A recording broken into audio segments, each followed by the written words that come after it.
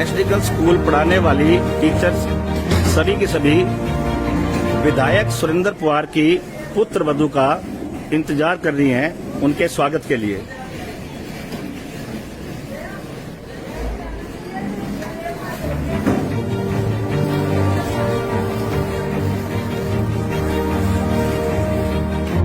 उन सभी का मैं सब से धन्यवाद करती हूँ।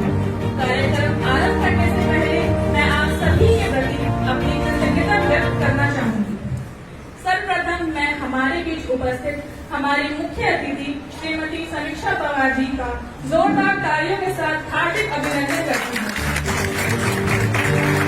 उन्होंने अपने कीमती समय में से कुछ समय हमारे विद्यालय के प्रांगण में आकर हमारे विद्यालय की शोभा में चार चांद लगा दिए हैं। साथ ही साथ यहाँ उपस्थित सभी राष्ट्रीय व स्वयं सेवकों को अपना संपूर्ण स्टाफ की तरफ से स्वागत करती हूँ, जिन्होंने न केवल इस जिले की बल्कि अपने देश की प्रगति व विकास का जिम्मा अपने कंधों पर लिया है।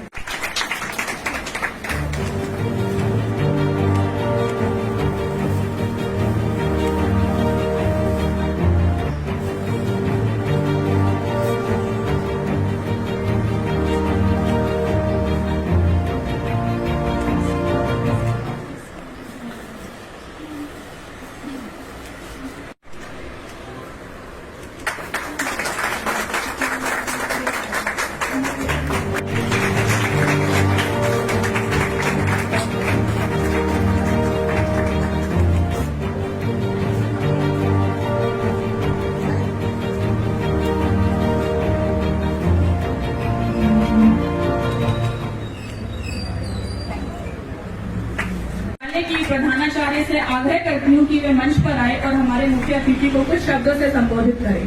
और उनके साथ आए सारे अतिथि और मेरे टीचर्स सारे बहुत बहुत धन्यवाद समीक्षा जी। मैं आपको इतना तो नहीं जानती, जब से इलेक्शन स्टार्ट हुए तभी से आपका नाम मेरे कानों में आने लगा। देखिए आपसे मिलकर बहुत ही अच्छा लगा, बहुत प्यारी बच्ची में आप। लेकिन लोगों से मैंने आपके बारे में काफी सुना है कि आप इस जिले के विकास के लिए, सोनीपत के लिए बहुत तत्पर है कुछ न कुछ करने के लिए। जहां तक मैंने लोगों से सुना है वो यही सुना है कि जिस भी व्यक्ति ने आपके पास कोई अगर आया है अपना काम कराने के लिए तो बिना किसी रुकावट के उस व्यक्ति का काम पूरा हो जाए। तो हम भी सभी ऐसा ही देखना चाहते हैं आने वाले समय में, जो हमारे कार्य को बिना किसी रुकावट के हमारे साथ साथ हमारे जिले में और हमारे देश की प्रगति में योगदान दे सके। तो मैं आने वाले समय में उम्मीद करती हूँ कि चुनावों की बाद जो हमारा रिजल्ट आने वाला है वो पॉजिटिव आने वाला है।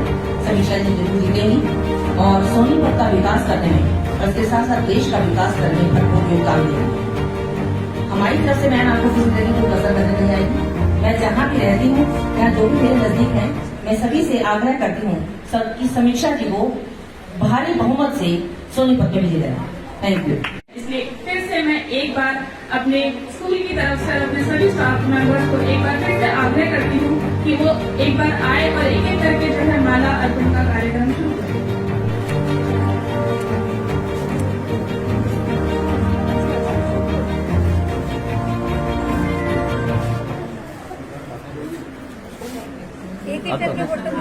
नहीं हो गया बच्चा। हाँ बस इतनी देर थोड़ा लगेगी। हाँ हाँ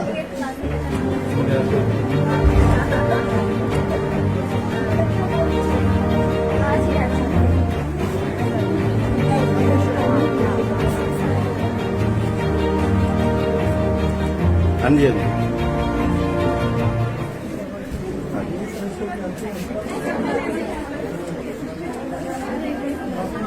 अच्छा गाने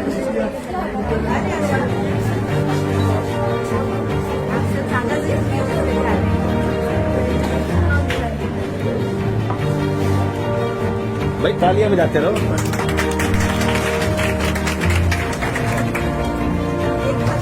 सबसे पहले इनके बिना कुछ नहीं है स्कूल। आप और सब सबसे ज्यादा आपका काम है, सबसे बड़ा काम आप करते हैं।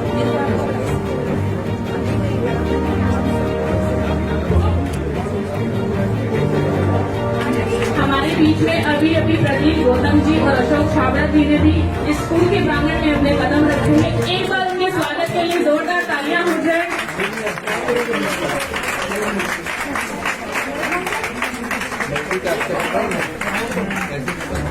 कि जिस तरह हम अपने बच्चों से कहते हैं कि तालियों में कोई कमी नहीं आनी चाहिए, उसी तरह मैं अपने शिक्षकों से भी ये वो करती हूँ कि आपकी तालियों में भी कोई कमी नहीं आनी चाहिए।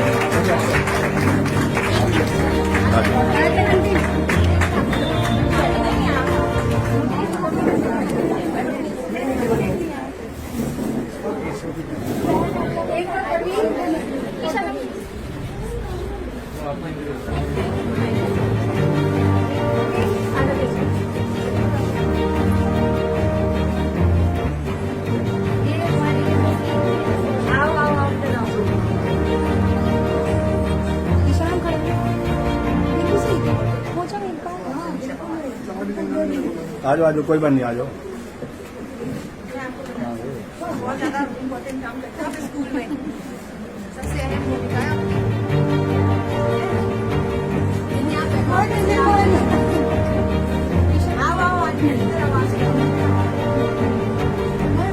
भाई सभी ने तालियां बजाकर स्वागत कर रहा है, देखो कितना बड़ा।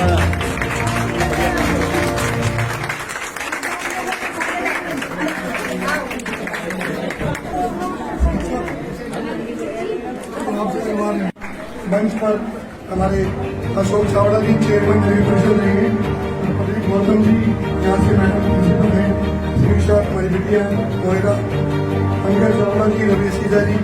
मैं आपको छोटी सी बात बताना चाहता हूँ कि मैं सेकंड क्लास में था, मेरी मम्मी ने यहाँ से जेबीटी की है और मेरे पापा ने 39 साल यहाँ नौकरी की है ऑफिस सुपरिटेंडेंट श्री जवाहरलाल सीधा जी का बेटा हूँ मैं आपके सामने अपील करने आया हूँ कि सुरेंद्र पवार जी को आप वोट दें 5 तारीख। देखो कांग्रेस की सरकार आ रही है, सरकार आएगी भाई साहब एमएलए बनेंगे, मंत्री बनेंगे, शहर का विकास होगा। तो इसीलिए मैं आपसे हाथ जोड़कर विनती करता हूँ, मैं आपके साथ यहाँ का पता बढ़ाऊँ, इस स्कूल में ही प्रांगण में खेला हूँ। और ये ललित भैया थे यहाँ पर जो पीएम थे पहले संभालते थे, तो मेरे पापा को भाई खेमचंद बत्रा जी घर आकर जानकीदास कपूर, मेरे पापा इतना नौकरी करते थे, जानकीदास कपूर जी के पास गए, ये मेरे गाँव का लड़का है, जवाहरलाल को मेरे को दे दो। पापा को भाई खेमचंद बत्रा जी यहाँ लाए, जब पापा यहाँ आए देखा उन्होंने सारा स्टाफ लेडीज का है, पूरी महिलाएं बच्चे भी गर्ल्स स्कूल का। पापा ने कहा मैं यहाँ बाबूजी नौकरी नहीं कर सकता, उन्होंने ललित भैया को यहाँ रखा और पापा के बुआ के लड़के थे मोहनलाल मानिक कालिया जी, उनको यहाँ पर कैंटीन थी, मुझे याद है, उनको कैंटीन खोल के दी। सुरेंद्र पवार जी का जन्मदिन भी है, उस दिन उनको डबल तोहफा मिलेगा, आप जन्मदिन का भी और जीत का। ये हमारे कांग्रेस परिवार के वरिष्ठ नेतागण, सम्मानित मंच, इस विद्यालय के प्रधानाचार्य जी और सभी स्टाफ मेंबर्स को मेरा प्यार भरा नमस्कार।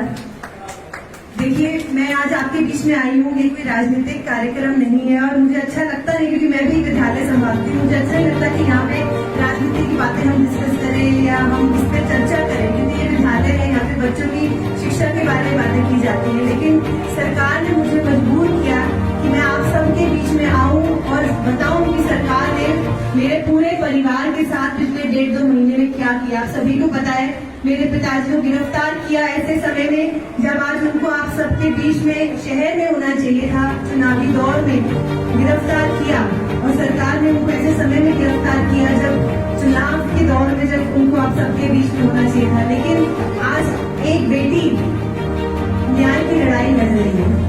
मेरे पूरे परिवार के लिए ये भाजपा और कांग्रेस की लड़ाई नहीं है, वो पहले थी जब तक मेरे पिताजी यहाँ पर थे। जब मेरे पिताजी को गिरफ्तार किया, उसके बाद से मेरे पूरे परिवार के लिए ये न्याय की लड़ाई है। और इस न्याय की लड़ाई में आज एक बेटी जंग में उतरी है न्याय पाने के लिए। देखिए, हम अपने बच्चों को सिखाते हैं ना स्कूल में कि जब युद्ध होता है तो वार आगे से किया जाता है, पीछे से वार करने वाले को कायर कहते हैं। और इस सरकार ने अपनी कायरता दिखाते हुए मेरे पिताजी पर पीछे से वार किया।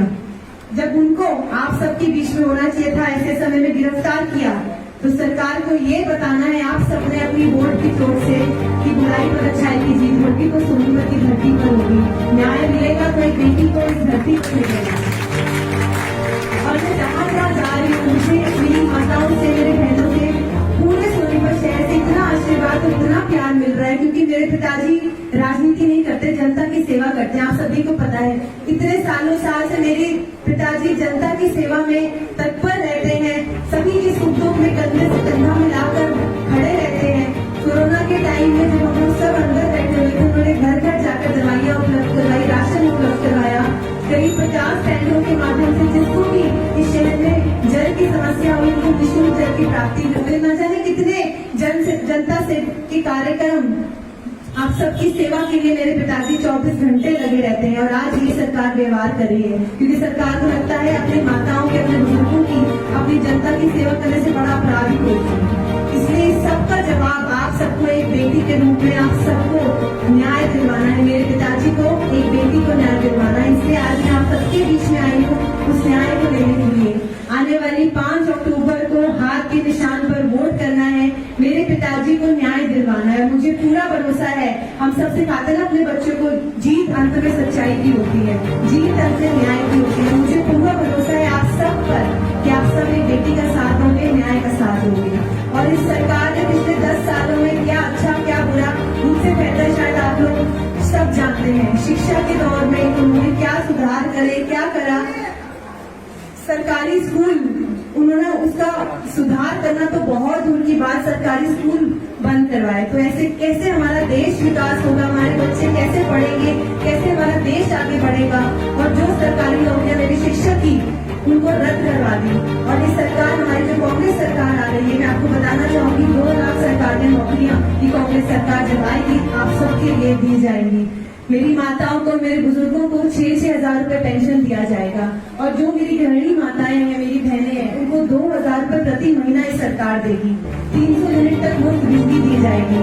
आज जो फैमिली आईडी, प्रॉपर्टी आईडी की समस्या हम सबको हो रही है, हम घर घर घूम रहे हैं, ये समस्या बहुत ज्यादा सबको हो रही है, सबसे पहले इसको समाप्त करेगी। लेकिन आप सबके आशीर्वाद के बिना अधूरी है। आपसे एक बार फिर जाते बताना चाहूंगी, किसी की बातों में नहीं आना। आपके बीच में भाजपा के प्रत्याशी भी आएंगे, लेकिन एक बात याद करना, आप सभी को पता है मेयर साहब को राजनीति में लाने वाला कौन था, कंधे से कंधा मिलाकर उस कुर्सी में बिठाने वाला कौन था। आप सब गुरु हैं, गुरु गुरु होता है और शिष्य शिष्य होता है। कभी भी एक शिष्य एक गुरु की स्थान नहीं ले सकता और लेना भी नहीं चाहिए। इसीलिए आपसे हाथ जोड़कर एक बेटी इस न्याय की लड़ाई में आप सबके बीच में आई है। आपसे हाथ जोड़कर आप सबका बहुत कीमती वोट है, उसको हार में नहीं डालिएगा, जीत में अपने वोट को डालिएगा। कांग्रेस पार्टी सर्वे बता रहा है कि सभी कांग्रेस पार्टी 70 सीट आने वाली है हरियाणा में। इसलिए अपना बहुत कीमती वोट हार में ना डाल के जीत में डालिए। पूरे हरियाणा को बदलाव की जरूरत है, बदलाव लाने वाले आप सब शिक्षकगण हमारे देश में बैठे हैं। आप सबका मुझे यहाँ बुलाने पर आप सबने इतना मुझे मान सम्मान दिया, उसके लिए मैं दिल से आप लोगों का धन्यवाद करना चाहूंगी। और मैं धन्यवाद करना चाहूंगी श्री पंकज चावला जी, श्रीमती बड़े भाई कमल विमान जी का भी, आप सबके बीच में आए। पवार जी के साथ क्या ना इंसाफी हुई, आप जानते हैं इस बात को, आप जानते होंगे क्योंकि आप लोग बुद्धिजीवी हैं, सभी कार यहाँ पढ़ाते हैं, तो आपको सारा पता है इस बात का कि कितना अन्याय उनके साथ हुआ है। बिना कसूर के किसी आदमी को जेल में डाल देना कितनी बड़ी गलत बात होती है। सुबह घर से निकलते हैं और शाम को अपनी रोटी रोजी कमा के बाकी मुख्य अतिथि मेरी छोटी बहन समीक्षा कुमार जी, मेरे बुजुर्ग, मेरे बड़े भाई सुदीप गौतम जी, अशोक छाबड़ा जी, मेरे बड़े भाई कमल हसीजा जी, रवि हसीजा जी, और ये मेरा भाई पंकज चावला जी, और हमारे बुजुर्ग हमारे साथ जी जो अभी बाइक में बैठे थे। तो सबसे पहले मैं पूरे स्कूल और पूरे स्कूल की कार्यकारिणी का धन्यवाद करता हूँ कि आप लोगों ने हमें यहाँ बुलाया, ये प्रोग्राम रखा। तो सबसे पहले हाथ जोड़ के बहुत बहुत आपका धन्यवाद। और बाकी ज्यादा तो कुछ बोलने को है नहीं, सबने सारे वक्ताओं ने बोल दिया, मैं थोड़ा सा लेट हो गया आने में। आपको पता है कि जो भी परिस्थितियां हैं आज, जो हमारे विधायक जी हैं, जो ये भाजपा की सरकार ने उनको किस तरह से जो है फंसा रखा है झूठे केसों में, मैं सिर्फ इतना चाहूंगा कि देखिए इस परिवार के ऊपर, पवार परिवार के ऊपर संकट की घड़ी है, तो आप सब लोग मिलके सच्चे मन से, दिल से आने वाली